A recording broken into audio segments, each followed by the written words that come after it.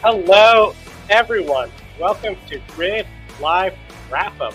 Joe Samaniego here, along with Ben Schneider, Kobe Lambert, Jackson Lambros, and Isha Azim. A big thank you to our Patreon subscribers, Colin DeShow, Mark, Robin, David, and our newest one, Matthew. Thank you so much for subscribing to become one of our investors each and every month. If you want to invest in the Grid Network, help make weekends like last weekend at Portland possible, definitely invest in us. We'll love to get folks to more IndyCar races, NASCAR races. We want to go big. We've done Formula E, but we'll love to add World Rally Championship, Formula One. A lot of potential. We have a great team. Visit more of our team at gridranking.com. Meet the team. We got a stellar team. I got a stellar show. Isha, some folks would say the IndyCar race was stellar. Some would say it was probably less than stellar with today's race. Yeah, Joe, starting with IndyCar, Jackson and Ben, yesterday Joe and I were discussing the possibility of a wild and unpredictable race. And I think that after what we saw today, it's safe to say that it was pretty chaotic.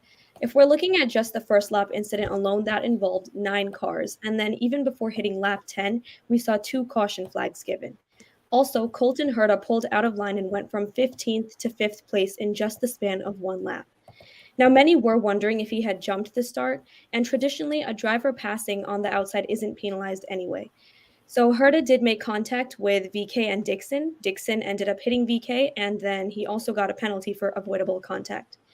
Now, Jackson, do you think that race control missed this call on Herta, and should the yellow flag have been waved instead of the green to try again, especially when Herta pushed 3 cars wide and the field was all packed up? Yeah, Isha, that's a great question, but I think that's also a great observation there because we really don't see that being penalized if it's a move on the outside like that. But I think for sure it should have been looked at a bit longer. That being said, I will give race control benefit of the doubt. They had a lot bigger fish to fry with some of the chaos there that we'll get into on turn 1. But I think at the very least, maybe wave off and go again or do some form of penalty for Herta. But as we saw, Ben, Herta ended up getting a penalty or serving it one way or another. Yeah, this is something that I think IndyCar has been very inconsistent on in their history, really, is, we've had, how many times have we had controversies of somebody getting a great restart that the booth applauds and the fans applaud, but the drivers were saying, wait a second, he went well before the restart zone, for lack of better terms. I know we were talking about that in our chat as well. Do we need a restart zone with how many incidents that we had today? But yeah, I mean, this is something that I think, like what we're about to talk about with the cautions and what happened at Portland, maybe IndyCar can take this nice long offseason and look at how we call these things and try to define what is and what isn't a jump start. Because anytime you go from 15th to 5th in 1 lap, I don't know. That just, I mean, obviously I need to see what happened in context to know. But if you just give me those numbers with no context, I'm going to think, okay, something fishy definitely happened there to allow that to happen. And I think that was Amber, right, saying it was very chaotic. That's the one thing I think we can all agree on from this race. I can't remember the last time we were at Laguna Seca and saw something like this. I knew it was going to be wild with the repave, didn't know it was going to be this wild though. Yeah, Ben, chaos was the overarching theme in today's race for IndyCar. When the 4th caution came out, 18 cars had been involved in an incident.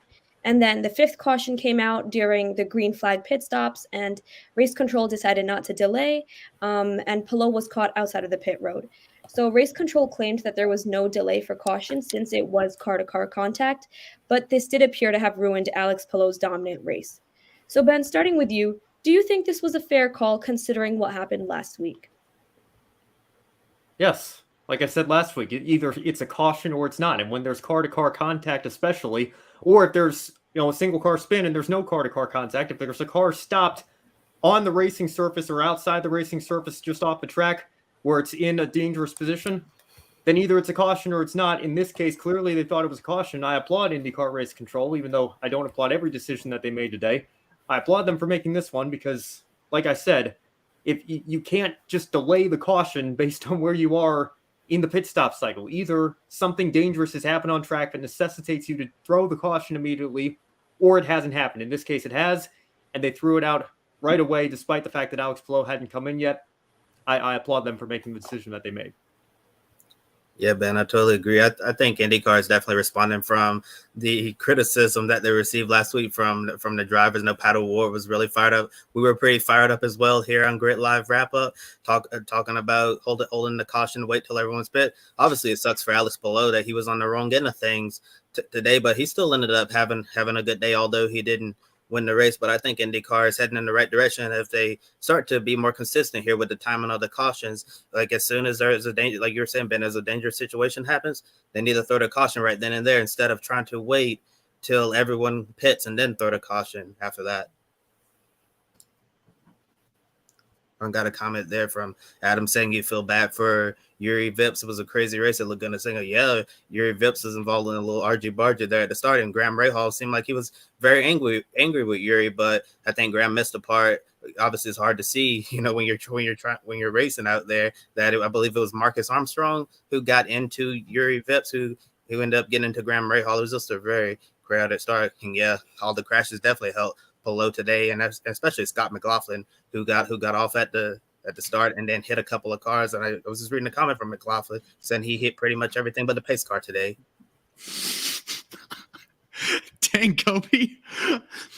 Yeah, some great comments there, and you got to feel bad for both, not only Yuri, but Tom Blomqvist, who have both been totally just thrown in the thick of it. Amber JJ saying all the crashes helped Polo until it kind of went against him. But we're talking about the consistency of these yellows, and I think absolutely T-Bell and Hinch were saying in the commentary box how, if someone is off, it'll be delayed at least a little bit, and if it's car contact, that gives it a pretty obvious scenario of whether or not it's yellow. So it is consistent. Whether it's correct, though, I think is the real question we need to ask. And I really think race control should basically have access to all of the car's RPMs. And why I say that is the pretty easy answer to whether or not the issue we were having at Laguna Seca is, okay, there's a car beached. Does it at least have an engine running? And if so, maybe we can get them going while the track's still green. If not, dead engine, let's throw yellow. So I think giving race control also the tools to kind of make this as quick of a process as possible. But Adam with a fantastic question, if I can take this, guys. Your reaction to IndyCar doing a $1 million all-star race next year. Adam, as someone who is an hour away from Thermal Club and is just always stoked for racing in the West Coast, I'm all for it. I know that I probably stand somewhat isolated in that viewpoint with my colleagues here, but we'll probably get into that here in a little bit. Well, as somebody who's currently in the New England area, whose closest track in the IndyCar Series is not even in his home country, I will tell you that the only way I'm approving an IndyCar All-Star race is if they do what NASCAR did and fix up Nazareth Speedway and hold it there. Then I'll be all over the $1 million All-Star race in the IndyCar Series. But until that happens, I don't know. I feel like this Thermal Club deal is going to be a hyped race about hype and maybe not much more than that. But we'll see. Maybe I'll be proven wrong. I don't know. I think, again, we were talking about this a little bit before the show, but, Roger was genuinely trying to make that happen. Okay, we don't have an oval in the East anymore with Pocono. Let's try and get Richmond in here. And COVID did its thing, and I think there have been genuine attempts to try and get some kind of racing back there, and they know that it's a problem, and they're trying to address it. I would be surprised if we don't have some kind of solution to that by next year. Palm Springs, Amber, is right on the west. It's kind of middle of Southern California, probably about halfway to the Arizona border. Now, Ben, I agree with you in that being on the East Coast, it's tough seeing any races happen near us, So I really want to see something happen near us. But, looking back at today's race, at the end of the day, it was very, very chaotic, as we've mentioned before multiple times, because, 24 of the cars on the track were involved in an incident, and 8 caution flags were given in total. So this did tie the record of 2001 when kart racing at Laguna Seca happened for the most cautions. And overall, the restarts today were chaotic. The drivers were pretty aggressive, and the new pavement just had so much more grip than the drivers were used to. And before the caution was given, we were averaging 9 laps, and then the pace car ran out of gas.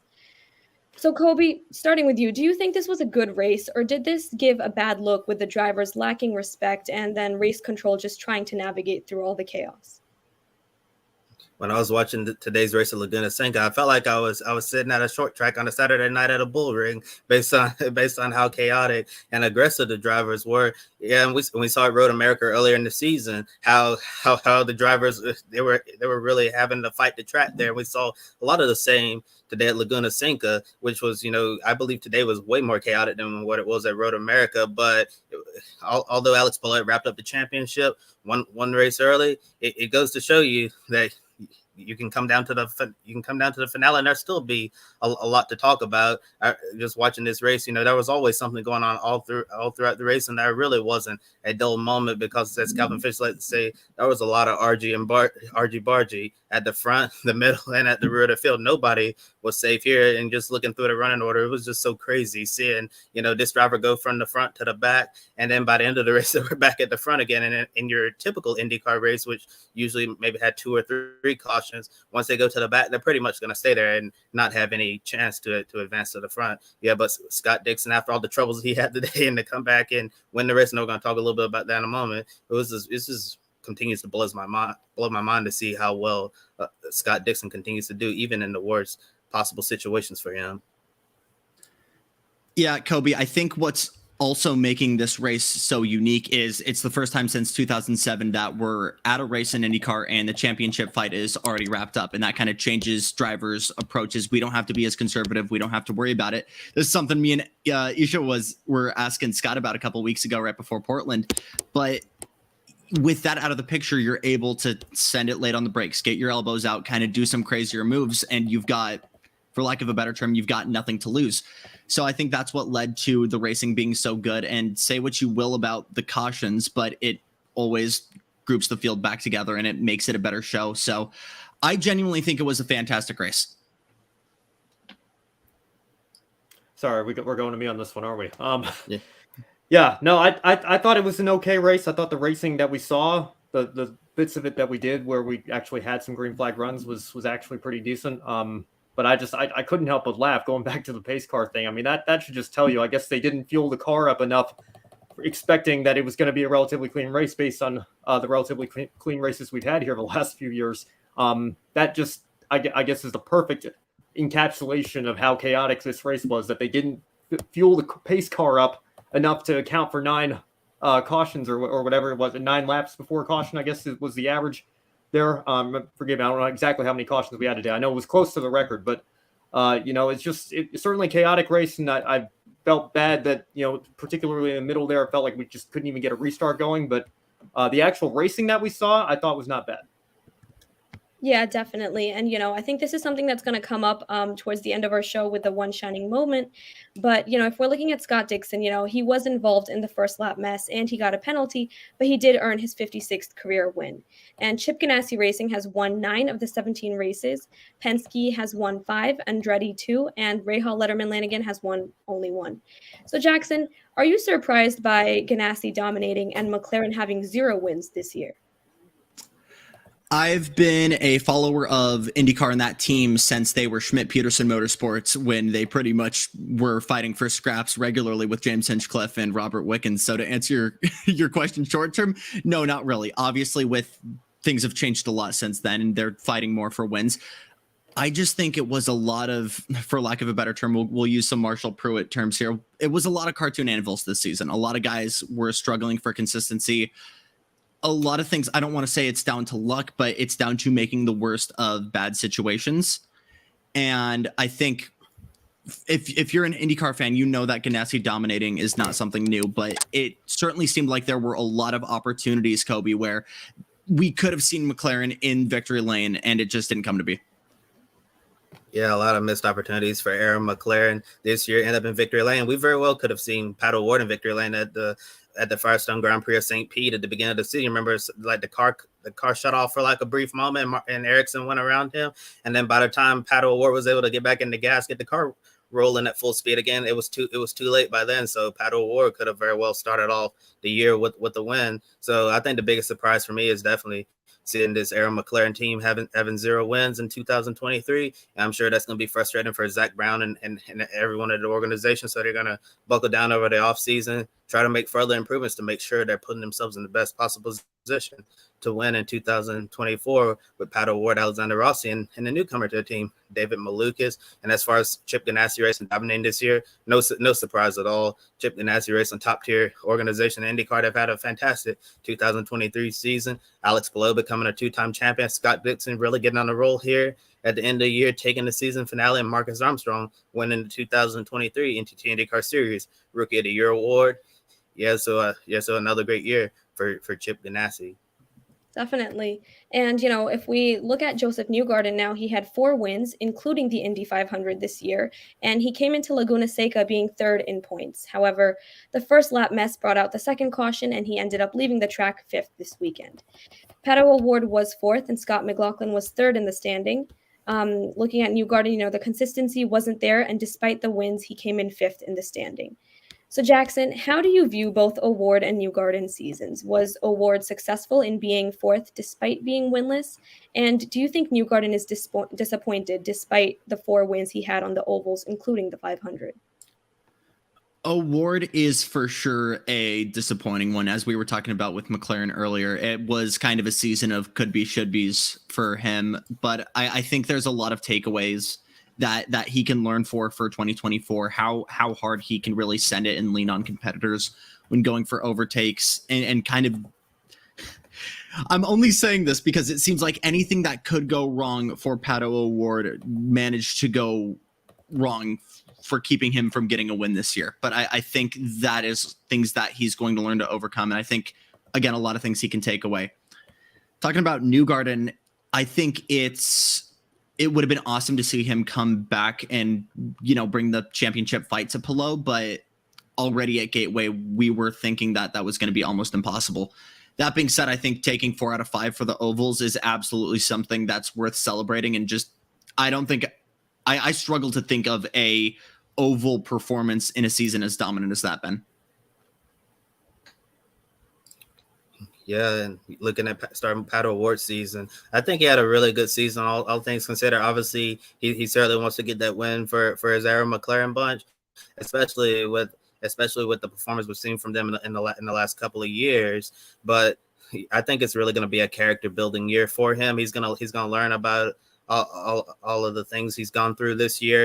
All the coulda, shoulda, woulda situations, and in 2024, like I was just saying, continue to build their program, get much better, and we'll see what happens next with that number 5 team going into 2024. And Josef Newgarden, I think the one thing that he's going to be really pleased with this year is that now he'll be known as not just an IndyCar champion, but an Indy 500 champion. I know as the years have gone on, people have been saying that at the end of Josef Newgarden's career, whenever that is, he wants to be known as an Indy 500 champion. If it's great winning, obviously winning the IndyCar championship and all, but for an IndyCar driver, it feels like your career is not complete unless you have your face on the Borg Warner trophy. So I think Josef Newgarden definitely got that crossed off his list. He doesn't necessarily have a whole lot left to prove in IndyCar, despite still being a young driver with many years left ahead of him. So I think it was a really good year for Newgarden, especially with his great performances on the old tracks. But knowing Josef Newgarden, how he is, I know he's going to be frustrated, losing a couple of spots there in the championship points at the end. Well, I know we talked about this a little bit last week, I think, but I think it just speaks to how great Josef Newgarden has been that we can talk about a guy who won 4 races this year, including the Indianapolis 500, and say, is this a disappointing year for Josef Newgarden, with where he ended up in the point standings here? But, I think in some ways, perhaps it is. You didn't have a great final few races here, and maybe that hurts your momentum going into the off season, and we'll see if that carries through next year. I know he's obviously got a great team underneath him with Team Penske here, and probably doesn't help that Scott McLaughlin was one of the ones that passed him to take 3rd in the final standings here, and it does look like Ganassi, obviously with Palou and Dixon being 1-2 and so far ahead of the rest of the pack, have got some work to do to catch up to them. But you can't hang your head too low here if you're Josef Newgarden. You just won the Indianapolis 500 a few months ago, and almost swept the ovals, for crying out loud. So still a successful season in its own right. And I would say so for Pato O'Ward as well, to be that high in the standings. Obviously I think he's got to be disappointed that he didn't win a race, but they both had solid years. I think if they play their cards right, they can take that and build on for 2024. And Adam says, give a call to Juncos Hollinger Racing, who had both their cars in the top 10 towards the end. Yes, Adam, thank you for bringing that up. Kalle Rovanpera with a fantastic result today, and Augustin Canapino as well. Probably a broken front wing away from finishing in the top 10 himself. So a great run for that team. And now to recap the overall 2023 season, a wild NTT INDYCAR Series brought Pelot his second series championship. Newgarden, as you guys mentioned, had the Indianapolis 500 and 4 of the 5 ovals. Kyle Kirkwood earned 2 street course wins at Long Beach and Nashville. O'Ward, Herta, and Power and Rossi all go winless after winning last year. And Adam says still can't believe that Will Power, Pecco O'Ward, and Alexander Rossi didn't win in 2023. Now, 2023 is done. 2024 is right around the corner. And speaking of what's around the corner, we've got Kobe with MotoGP. Thanks, Isha. And it was a clean sweep for Jorge Martin and Misano in Italy as he's cut Pecco Bagnaia's championship lead down to 36 points. And I just want to say it's been incredible to see Pecco Bagnaia actually on the bike and being competitive in the race after that scary crash last weekend. So looking at the rest of 2023 MotoGP, 10 weeks, 8 races in 8 different countries on 3 different continents. So there's going to be a lot of motorcycle racing in the weeks ahead. Joe, does this final stretch favor any rider or team? When it comes to this final stretch, it's going to usually favor the factory teams. They have more resources, a lot to gain in a stretch like this. But this year, with the way Honda, Suzuki, those factory teams are looking, I don't see them being favored by this at all. If anything, I think Ducati, they're going to have a bigger advantage going to the stretch. They're on top of their game. Pecco Bagnaia, he's going to take this extra time off to just try to recuperate some more after what happened at Spain.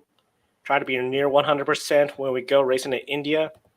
And then he's going to be a hard rider to beat. Because overall, Jorge Martin, he's closing in. He's making good progress. He just has to consistently be up there towards the front.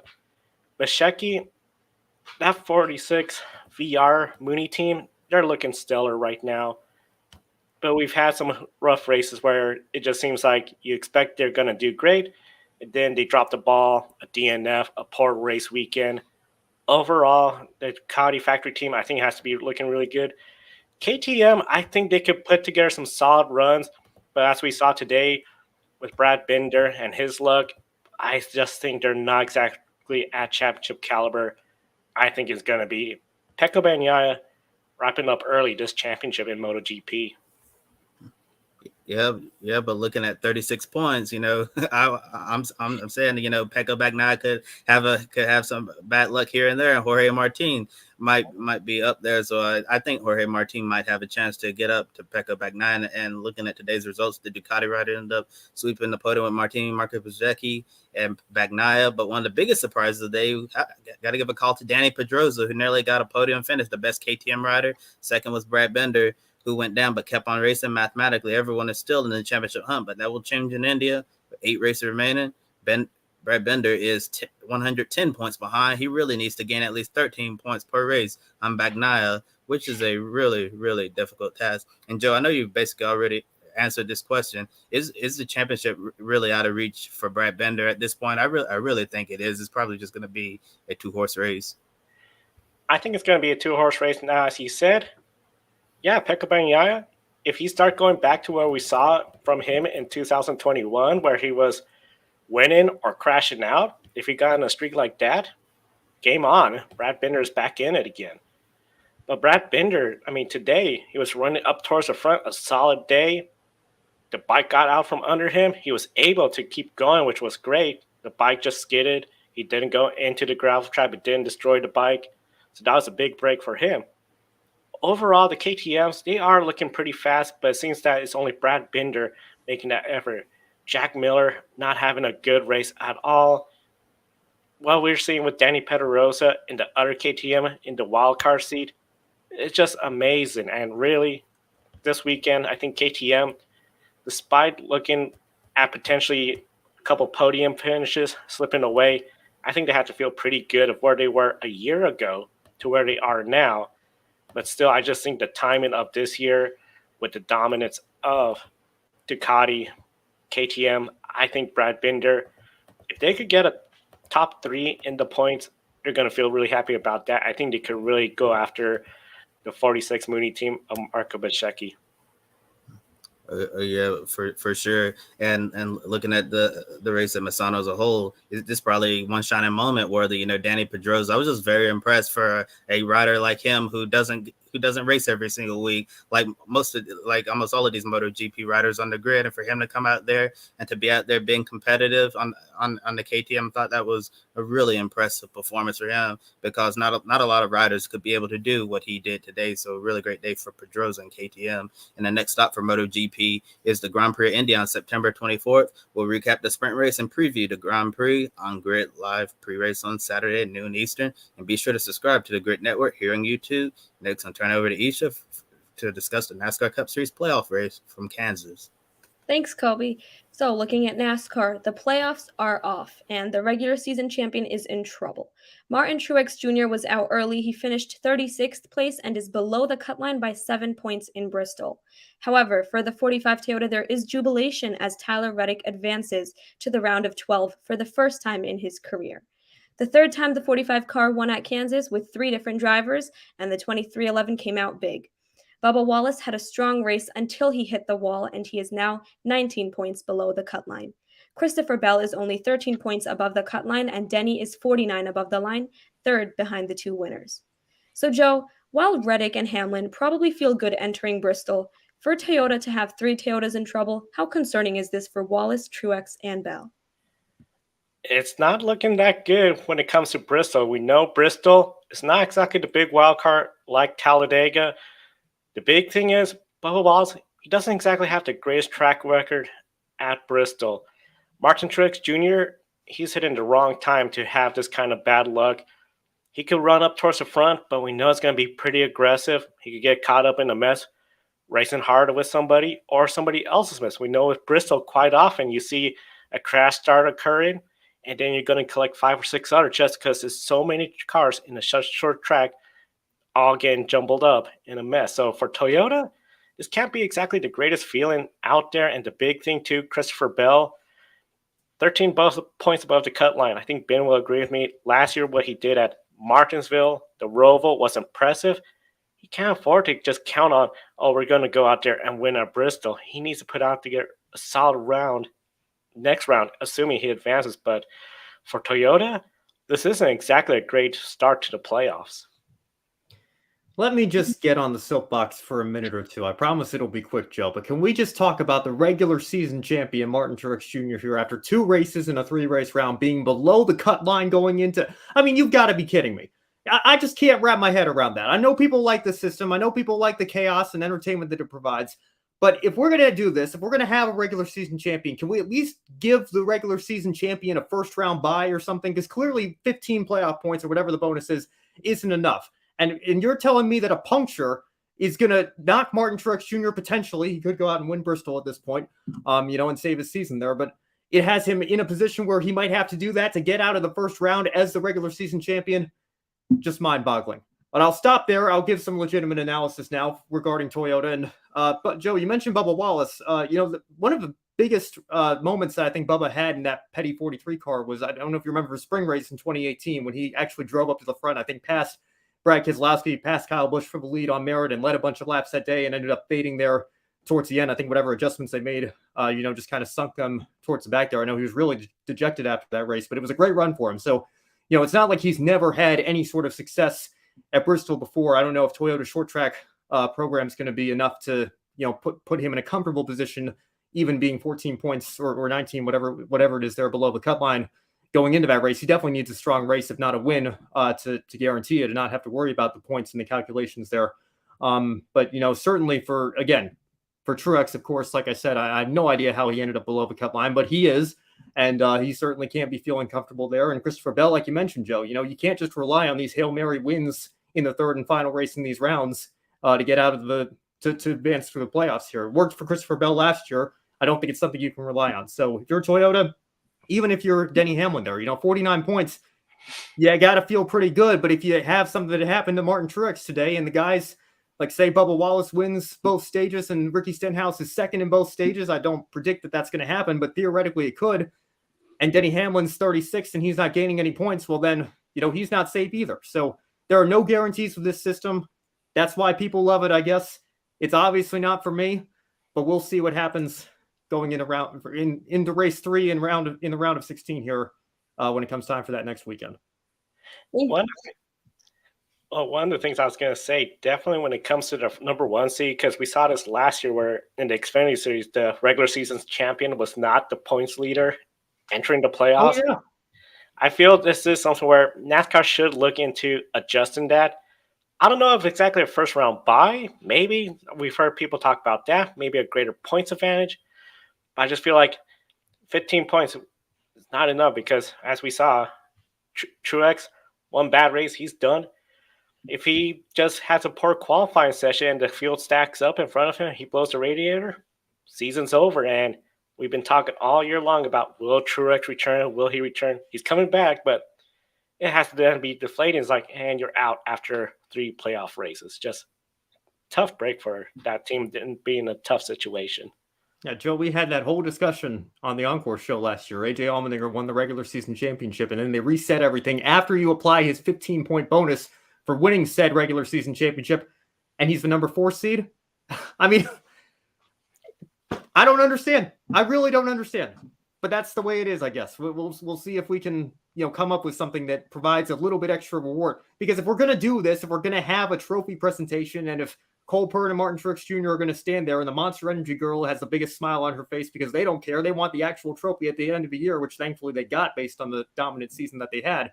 If we're going to do all that pomp and circumstance, let's at least make the regular season championship matter a little bit more and guarantee that they're going to be around fighting for the championship a little bit longer than just the first round here.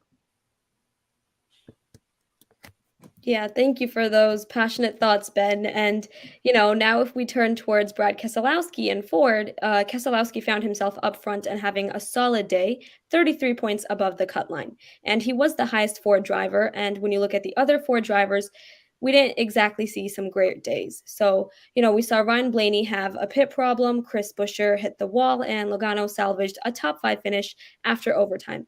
And Harvick is 7 points above the cut line. So Michael McDowell is in a must-win situation entering Bristol.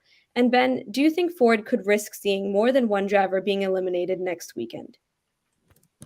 Absolutely. I mean, any manufacturer could, but I think Ford in particular, you look at Michael McDowell there, basically in a must-win situation. I guess not mathematically in a must-win, but essentially, for all intents and purposes, in a must-win situation, which is a shame because I think that team has really punched above their weight this year. And, I thought Michael McDowell was a contender to maybe make it as far as the round of 8. It looks like he's going to need a bit of a miracle here just to get out of the first round. But you look at that cut line again, Kevin Harvick, that would be disappointing to not even get out of the round of 16 in his retirement season. Last year's champion, Joey Logano, I know we talk about that even year joke about him making the Final Four. He's not going to make a championship 4 this year, but you'd think he'd at least be able to get out of the first round. You look at those margins, 7 points, 12 points, whatever it is. That could go away after the first or second stage, but that's not safe by any means. So, you look at these numbers here. The only drivers that I would say have to be feeling pretty confident are Denny Hamlin and William Byron, maybe Brad Keselowski. But even if you're Ryan Blaney or Kyle Busch, like I said, if the driver on the cut line sweeps the first 2 stages and you don't score any stage points, well, there's your advantage basically gone there. That's 20 points that you just missed out on. So, and then it becomes a mathematical game and 1 point per position going down to the checkered flag. So, it's nobody, is mathematically safe, but I think, even then, very few drivers, even the ones that are above the cut line here are going to be sleeping much during this next week here. That's the thing. Everyone's at a point where when you look at the point standings and then you consider the stage points, 20 points for grabs. So for Ryan Blaney, somebody gets 20 points, say Kevin Harvick, guess what? They're going to be much closer to you. And if you have a poor race, Kevin Harvick's going to be much likely to jump you in the playoffs. Overall, when it comes to Ford, they can't be happy with how everything is going right now. Penske, not exactly a good weekend at all, really, to be thinking about it. Logano pulled off a good top 5 finish, but he was saying after the race, they're just not there, and it's not looking like they're going to get into the championship for this year. When you look at the bottom 4, you got a Ford, you got a Chevy, and 2 Toyotas right now. Easily, Kevin Harvick, he's not exactly at the level him, Stewart-Haas Racing have been in the past. If he has a poor race in Bristol, that's an easy one to go. But we've seen him in Bristol nearly get a win there. So I think Kevin Harvick has to feel pretty good about it. Not ideal, but at the same time, the one thing I'm wondering, since Kevin Harvick, this is his retirement season, he's going to be retiring. Does he come in Bristol a little bit more? I'm just going to come here, have fun, try to get to win. But I'm not going to put this pressure of the playoffs because at the end, if I make it, great. If not, hey, this is my retirement season, So he might have a little less pressure. But overall, I think Ford, Toyotas, they're the ones to be concerned about. The Chevrolets, you got strength in numbers when it comes to Kyle Larson. But even then, William Byron has something similar to what Truex had, and Truex wins, and the way things work out, he could even be in trouble as well, too. Definitely, Joe. And now, if we compare IndyCar to NASCAR, NASCAR saw 9 caution flags, one more than IndyCar today, so it did have a bit of an edge over it, and overtime finished under green today. So 5 of the cautions involved the playoff drivers, 2 for stage cautions, and 2 for non-playoff drivers. So William Byron, one of the drivers that brought a caution out, finished 15th, and he never led a lap throughout the race. In fact, the only Chevys to lead were Kyle Larson, Chase Elliott, and Suarez with his overtime move. So, Joe, do you think this could be concerning for Chevrolet when we approach Las Vegas? I think so. Las Vegas, that's a track where it's going to be very key in the playoffs. Again, that's a track where you feel you're going to have the most control of your destiny, have a good car, good setup, good race. You're in a good spot to win that race. If Toyota's really made these gains to where they're very good, if RFK Racing are continuing to show improvement, Chevrolet might feel like they're got some really big competition by the time we get to the 1.5 ovals. And that could be concerning, and especially depending on what happens by the time we get to Las Vegas. Because at the end, Las Vegas, we know Kyle Larson's going to be in that round. We know William Byron should be in that round, considering where he is in the standings. I just think overall, Chastain, he's hit or miss. It'll be interesting how they turn out.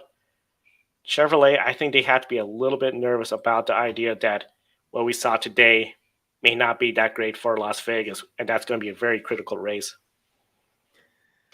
Yeah, I don't have too much to add. I mean, obviously, they're both 1.5s. They're not exactly the same type of layout there, but I think that they're similar enough that if you didn't have a great day-to-day, then, it probably is a little bit concerning heading into the next similar track, the next track of the same distance here. Although I say that, the Hendrick cars did look, relatively strong today. Kyle Larson got up there and led some laps, like you mentioned, Isha. So, and he, again, this is a race that, he didn't really have to worry about because he won the last race at Darlington. So, you can kind of use it. That's one of the advantages to this system. If you win early, is that you can kind of use this as a test session for a couple of races because you're already locked in the next round, no matter what happens, as long as you start the races. So, I think that maybe you could look at it that way and say maybe Chevy learned some things today through Kyle Larson. They'll take it back to the shop. They'll analyze all their data and maybe they'll have something to use there.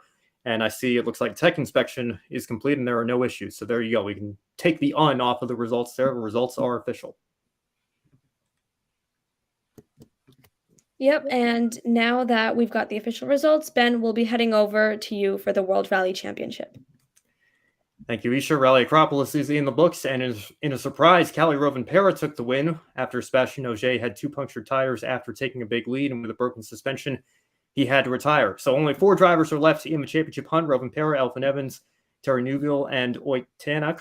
Ogier, despite being part-time, is still 5th in the championship. How about that? So, Jackson, we'll start with you. I understand that you watched this weekend here. Who do you think has a real shot at a championship when you look at the numbers on our screen here? It's interesting because Terry Neuville as well as it was Sebastien Ogier both had a very good chance of winning this and just kind of ran into their own mechanical issues throughout the race and kind of gave it to Rovanpera. And Joe, if you'll remember this time about last year, Rovanpera was pretty much almost locking in the championship to become the youngest WRC title winner last year. So I still think Rovanpera can bring the fight. It's going to be difficult for guys a little bit further back like Eflin and Neuville, but I think right now it's going to be very hard for anyone to really close in the championship. the championship, it is going to be really tricky to close in. You only got 3 rounds left, and the big thing when I'm looking at the championship is not exactly rounds that are going to put Elfyn Evans in an advantage over Kalle Rovanpera. Kalle Rovanpera, he is just so cool when it comes to the pressure. Last year, trying to be the youngest World Rally Championship driver, wrapped it up early, no pressure at all. When it comes to Hyundai, Thierry Neuville, they just seem to have that bad luck, where it just seems like they're up towards the front, a mistake, mechanical issue, just something goes wrong. And he was just trying to put together some good, solid finishes of 2 second-place finishes, a win. And then to have this occur, and it was like, okay, he's out of the lead. Sebastien Ogier, I just still can't believe the fact that he's not even running the full season, and he is 5th place in the championship standings. What a drive by this guy. I mean, he is one of the best all-time in World Rally Championship. Overall, I think Kalle Rovanpera is going to make it 2 in a row. He's going to take this championship. Can't count out Elfyn Evans because they are in Toyota Gazoo equipment, equal equipment. But I just don't feel like Elfyn Evans is up to that level. But you never know. It's 25 points like any F1 race, and then 5 points if you win the special stage, the final stage. So if Kalle Rovanpera DNFs in this next round and Elfyn Evans sweeps it all, he's only 3 points behind. But Neuville, Tonic, I think it's just a little bit out of reach for them. Well, we'll get our answers in the upcoming round in Chile, September 27th through October 1st, and we'll follow that all throughout the rest of the season here on the Grid Network. Now time for the Grid Ranking. 2 of our 7 series are now complete for 2023 with IndyCar wrapping up today. Yeah, and looking at the grid ranking for this week, the top 10 saw several positions change. Scott Dixon climbs up to 4th, dropping Pecco Bagnaia and Shane Van Gisbergen down 1. Kalle Rovanpera from 10th to 7th, and Jorge Martin moves into the top 10. Sebastien Ogier finally falls out after 24 weeks, only doing 6 of 10 WRC races so far, but still on top. Max Verstappen still in cruise control because Polo's score cannot change from this point moving forward. There's only leave Supercars, MotoGP, and WRC to claim the top spot for Verstappen and fall behind a NASCAR driver. He must have the worst possible luck the rest of the way. So, Joe, on the Grid Ranking World Championship trophy for 2023, I think you can get a head start on putting Max Verstappen's name on that the way things are going. And for the viewers out there who are new to the Grid Ranking, how can Verstappen lose points, and how can Polo be overtaken by Supercars, MotoGP, or WRC drivers? So the big thing, the grid ranking, it scores points, but it also deducts points because at the end it comes to this. You have so many races, each race is worth so many points. If you collect those points, your score goes up. You finish outside the top 10, you do not collect those points, so your score starts dropping down. That's the big thing, really. For Max Verstappen to have a score drop as low to a driver in NASCAR, he'll need 2 things to happen. Literally DNF just about every race, not finish in the top 10, and have somebody in NASCAR just go on an absolute tear and just have a big winning streak, win the next bunch of races.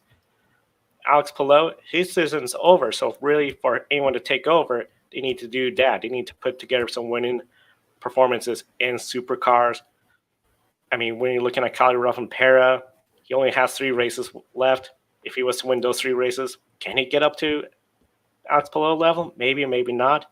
But really, now that we're getting to this stage of the season, it's going to start becoming to the point where, I mean, even for NASCAR, I think right now, at Max Verstappen's pace, even if he just start finishing in the podium because he gets a championship wrapped up or top 5s, I don't think anyone in NASCAR is going to surpass him. NASCAR just has such a low consistency rate amongst all their drivers compared to Max Verstappen. Literally first or second in every race this year. I just don't think he could be overtaken, and it'll be interesting. Max Verstappen does become the first driver or rider to lead every week of the grid ranking. That has never happened since we started this back in 2017. I have a feeling that Max Verstappen is going to become the first driver to do that this year because it's been quite an unreal performance that he's had, and I have a feeling in the next several Grand Prix races before we get to the end of the season in Abu Dhabi, Verstappen's probably going to clinch the 2023 Grid Ranking World Championship before the final round because it's just been really crazy season this year in Formula One. And taking a look at the rest of the grid ranking, 7 series, the top 5 from each series scored in our grid rating. that make up the grid rankings. Shane Van Gisbergen is the defending champion, still in the top 10. Martin Truex Jr., Lewis Hamilton, Sebastien Ogier, all past grid ranking world champions. They're still in the ranking at this point of the season. Marquez, the only two-time grid ranking world champion, has not made it in the grid ranking since 2019 when he won his championship. As we all know, since that, Marquez has been through a lot of injuries and downs in his MotoGP career. And with that said, check out the full history of the grid ranking and grid endurance performance index on gridranking.com, along with all our written content and articles on there. Jackson, take it away with our one shining moment. Thanks, Kobe. It's time now for our grid shining moment. Things from this weekend that we're going to take away and probably remember for a while and bring up. And it's an opportunity for you guys in the comments to go in and join the conversation. But we're going to start our roundtable here with Isha. What do you think stands out? I'm going to pull from IndyCar today. I'm going to go with Scott Dixon and his win, with the first lap mess and then also the penalty he had. Throughout all the chaos, he did come out on top, and he took his 56th career win, I believe. So that's my one shining moment. I mentioned it briefly at the end. I'm going to stick in IndyCar as well with one of the comments we got in the chat room. But give a call to Junko Salinger Racing. I know that team does not have nearly the budget or the resources of the Ganassi's, the Penske's, the Andretti's, the McLarens of the world. But they certainly look like they did today. They had a fantastic run with both of their cars getting up there and being in a podium place for a time. Cal Milot bringing home, I believe, a top 5. I think he ended up 5th, and now Augustin Canapino falling back there at the end. But again, if he hadn't had that front wing issue, maybe could have hung on for a top 10 there at the end of the day. Great run for that team, and we'll see if they can build on that this offseason heading into 24. Abigail called to Legacy Motor Club in the NASCAR Cup Series. It's been so impressive what this team has done in the last couple of weeks. As we know, Legacy Motor Club has had a really difficult 2023 season, but I don't know what they found. But in the last few weeks, they've really been hitting on all cylinders and getting this program headed in the right direction. For them to have Eric Jones with a chance to win at the end of the race and consistently run in the top 10, not just for a part of the race, but basically the entire race, that has to feel like a big win for them. And then Carson Hocevar getting an opportunity to drive at number 42 Chevrolet the last couple of weeks, 2 top 20 finishes, real good run for him. And we all know they're going to be going to Toyota next year. They just announced John Hunter Nemechek a few days ago. If I'm Legacy Motor Club, based on what we've seen in the last few weeks from them, I'd feel really excited about 2024 and where they're headed. And this has been really crazy seeing how this team has been on a low throughout most of the year. And now things seem to be going a lot more better for that organization. My shining moment honestly surprised me because at the beginning of the race, I thought he's screwing up too much. I'm giving it to Scott McLaughlin. Had a rough start. Contact, not once, but twice. As you mentioned, Kobe even said he just about hit everything except the pace car. Could have done that when the pace car ran out of gas.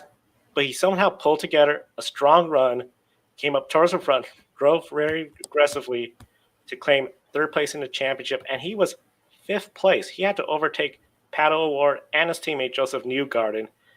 He has said before when he talked to Isha and Jackson that it's hard to beat your teammate because you can't really hide anything because they're all on equal equipment.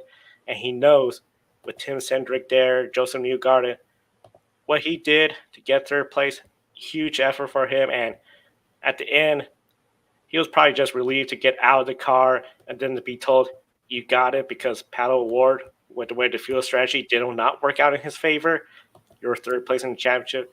Big congrats to him, the former supercar champion, making a new home in IndyCar.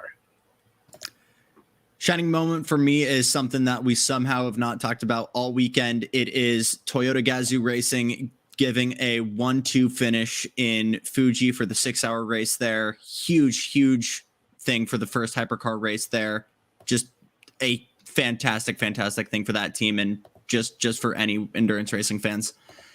That is all for shining moments for us this weekend. And that is our last, as we mentioned earlier, our last IndyCar wrap up, which is a little bit sad for me. But Joe, as we were talking earlier, that's 7 series down, 3 to go.